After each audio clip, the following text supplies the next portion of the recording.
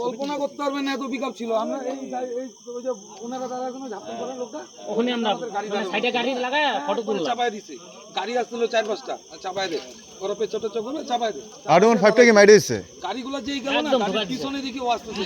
Bike তো আমরা দেখি। তুমি ছিলা ড্রাইভার?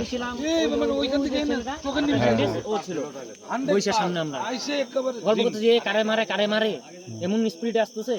আর যদি আমাদেরকে না পাইতো, যদি ফাঁকা থাকতো জায়গা, ও পুরা নেশা করে আছে। দৌড়ায় দিত। কই গেল? পালাইছে নাকি? এইখানে কয়েকবার পাল্টি খাইলো, তারপরে এদিকটা দৌড়ায় ভাইগা গেল।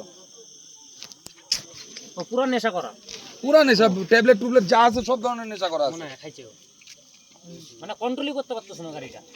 মেরে দিছে তো ডাইরেক্ট।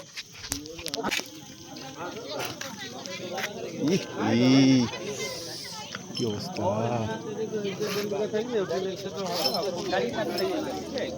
গাড়ি সাইড গেছে।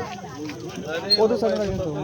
একটু হ্যান্ডেলও নি পুরো লোক চাবি কहां? চাবি না আরে সাইড में रखो, তুমি সাইড में रखो।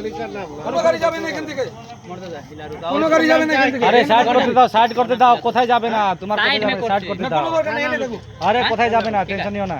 মোর পিলা তো প্লাস তো দাদা গাড়ি সাইড में ঢেকে না। হ্যান্ডেল লোক চাবিটা চাবি হবেই না রে ভাই, এটা টাকা সরা নিতে হবে। ও যাবে কলেজে হাতে দাও, ওই যে ফোন কলেজে তো ঘরে ফোন নিয়ে গেল। গাড়ি লেগে বোনাস অবস্থা লোক তো